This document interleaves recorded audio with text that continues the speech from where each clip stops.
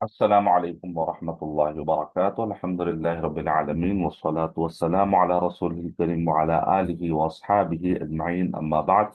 محترم سامعین اکرام اور سامعات، عید الفطر سے عید الاضحیٰ تک 40 کلاسوں پر مشتمل ہمارے دروس چل رہے ہیں، جس میں عربک کلاسز ہوتی ہیں، کبھی کبھی جو ہے فقہ سے ریلیٹڈ اور کبھی تفسیر سے متعلق کلاسز ہوتی ہیں انشاءاللہ۔ تو آئیے، فقہ کی کلاس میں پہلی جلد میں ہم نے یہ پڑھا تھا ازالہ نجاست، کے نجاست کس کو کہتے ہیں اور کس کو نہیں۔ تو اس کے لیے 24 انواع قسمیں بیان کی گئی تھی، جس میں کون سی چیز نجس ہے اسلام میں اور کون سی نہیں۔ تو تقریباً 200 300 پیجز پر مشتمل کہ کون سا پانی پاک ہے اور کون سا پانی پاک نہیں ہے، کون سا جھوٹا پاک ہے اور کون سا جھوٹا پاک نہیں ہے، بچا ہوا پانی۔ تو یہ سب مسائل، پھر اس میں ازالہ کیسے کرتے ہیں، نجاس اگر پتہ چل جائے کہ نجس ہے تو اس کو ازالہ کیسے کریں، اس کی مختلف قسمیں ہیں۔ تو اس پر الحمدللہ 200 سے 250 پیجز پر مشتمل پہلی جلد ختم ہوئی۔ آئیے اب ہم دوسری جلد کی طرف چلتے ہیں انشاءاللہ۔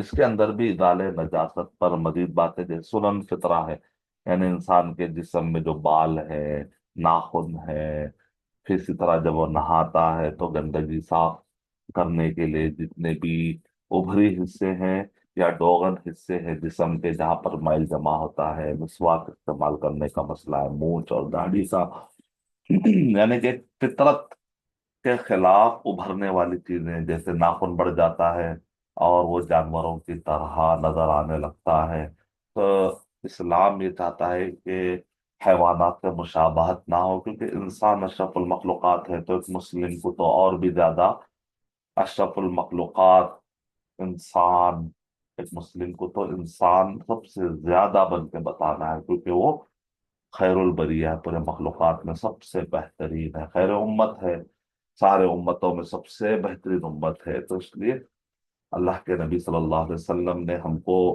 جہاں پر اہل کتاب سے، فاسقوں سے اور وہ جو اسلام کے طریقے پر نہیں چلتے ہیں، اللہ کے نبی صلی اللہ علیہ وسلم سے ان سے مشابہت سے جہاں پر منع فرمایا، تو آپ نے جنگلی جانوروں سے کی مشابہت سے بھی آپ نے منع فرمایا۔ تو تحدید لگا دی گئی کہ بال انسان جو ہے کٹ کرتا رہے، جن بالوں کو کٹ کرنے کی اجازت دی گئی ہے، اور جن بالوں کو کٹ کرنے کی اجازت نہیں دی گئی ہے تو وہاں پر کٹ نہیں کرنا ہے، اور جن بالوں کے بارے میں شریعت خاموش ہے، شیخ ابن عثیمین رحمۃ اللہ علیہ کہہ رہے ہیں کہ اصل یہ ہے کہ وہ جائز ہے جب تک کہ کوئی روکنے کی دلیل نہ آ جائے، جیسے سینے کے بال ہے، پیر کے بال ہے، تو بندہ اس کو کاٹ سکتا ہے، مونڈ سکتا ہے، جب تک کہ کوئی شریعت سے روکنے کی دلیل نہ آ جائے۔ ایسے وہ سارے بال جس کے بارے میں شریعت خاموش ہے، اس سے آپ اپنا فیصلہ لے سکتے ہیں، جائز ہے، چاہے کاٹے چاہے نہ کاٹے۔ ایسے تو تین قسم بالوں کی یہاں پر تین قسمیں بتائی گئی۔ تو اس طرح سے سون فطرہ بھی بہت اہم ٹاپک ہے، ازالہ نجاست کا ٹاپک ہمارا چل رہا ہے۔ تو آئیے دیکھتے ہیں سنن فطرہ، فطرت کا لغوی اور اصطلاحی معنی پہلے میں نے بتایا اس کتاب کے اندر۔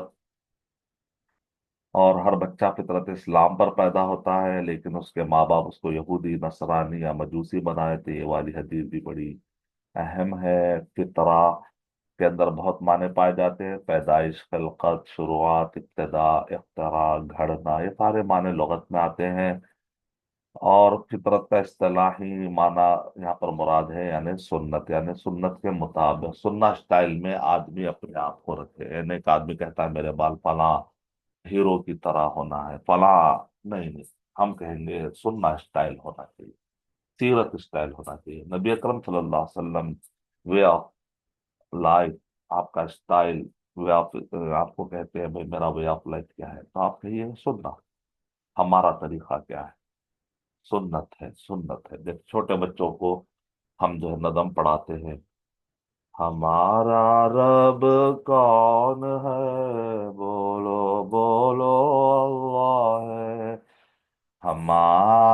ہماری کتاب کیا ہے، بولو بولو قرآن ہے، ہمارا طریقہ کیا ہے؟ بولو بولو سنت ہے، ہمارا مقصد کیا ہے؟ بولو بولو عبادت ہے، ہمارے نبی کون ہے؟ بولو محمد صلی اللہ علیہ وسلم، ہمارا دین کیا ہے؟ بولو بولو اسلام ہے، ہماری منزل کیا ہے؟ بولو بولو جنت ہے۔ تو چھوٹے بچوں کو ہم یہ رٹاتے ہیں، نظم بچے پڑھتے ہیں بہت پیارے وقت میں کہ ہمارا طریقہ کیا ہے؟ بولو بولو سنت ہے۔ تو سنت طریقے پر اپنے بالوں کو، اپنے جسم کو، سیلف مینجمنٹ، اپنے آپ کو کیسے رکھے، کھلیا کہتا رہے مسلمان کا تو اس کا نہانا دھونا طہارت کے اندر اہم مسائل ہیں۔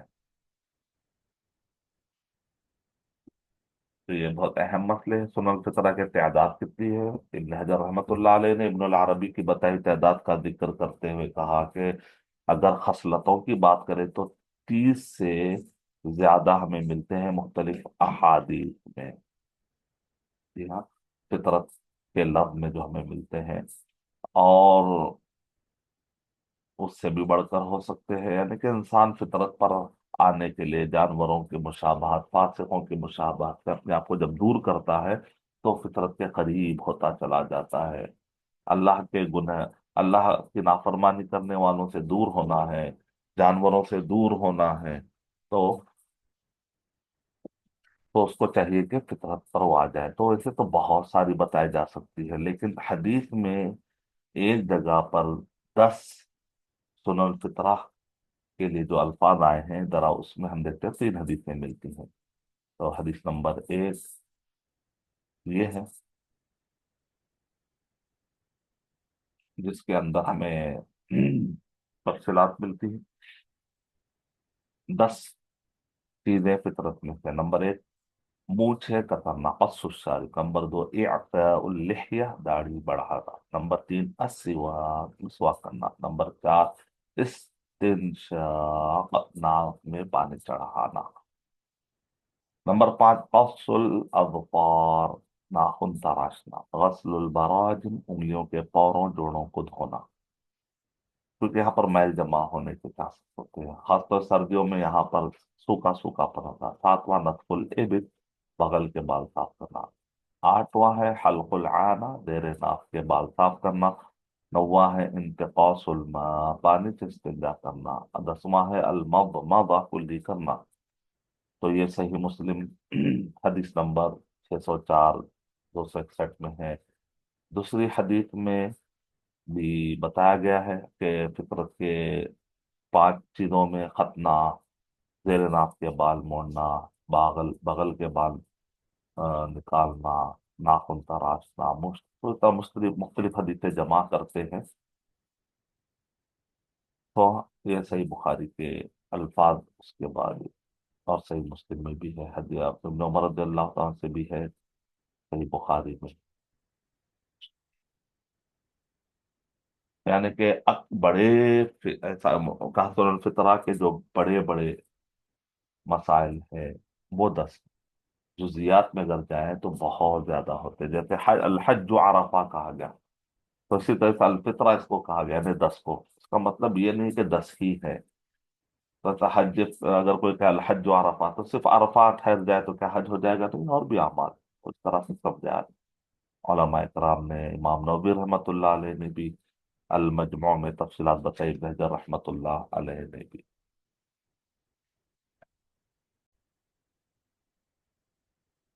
بسم اللہ الرحمن الرحیم۔ سنن الفطرہ کی حکمتیں کیا ہے؟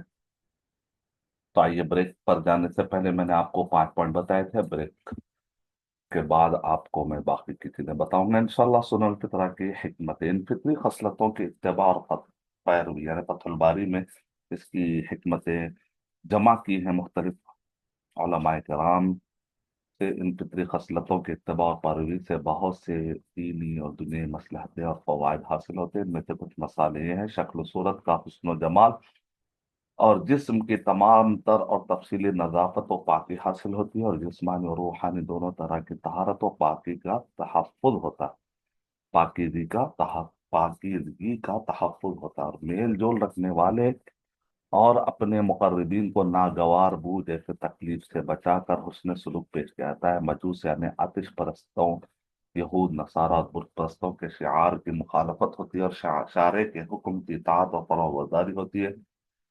فرمان الہی میں ذکر کردہ امر وصورکم فاحسن صورکم، اور تمہاری صورتیں بنائے اور بہت اچھی بنائی کی پابندی ہوتی ہے، کیونکہ ان خصلتوں کی پابندی میں آیت سے مناسبت پائی جاتی ہے، گویا کہ کہا جا رہا ہے کہ تمہاری صورت حسن و جمال کی حامل ہے، تو انہیں بدنما بھدی بنانے والی چیزوں سے بد شکل و بھونڈی نہ بناؤ، یا ایسے امور کی پابندی کرو جن سے ان کا حسن و جمال ہمیشہ باقی رہے۔ ان کی نگہبانی میں شرافت و بلند نظری اور مطلوبہ محبت و انسیت کا تحفظ کیا جاتا ہے، کیونکہ اگر انسان حسن و جمال کی شکل و صورت اختیار کیے ہوئے لوگوں کے سامنے آئے تو ایسا شخص نفوس انسانی میں فرح و شادمانی کا بڑا سبب و محرک ہوتا ہے، نیز اس کی بات مانی جاتی ہے، اس کی رائے و خیال قابل ستائش ہوتی ہے، اور اگر ان خصلتوں کا خیال نہ رکھے تو اس کے برعکس اس کا معاملہ ہوتا ہے۔ انشاءاللہ میں نیکسٹ درس میں بتاؤں گا کہ 10 فطری سنتوں کے تفصیلی معلومات حاصل کریں گے انشاءاللہ۔ تو پھر دیجیے اجازت ارشد بشیر مدنی کو، انشاءاللہ www.abmquran.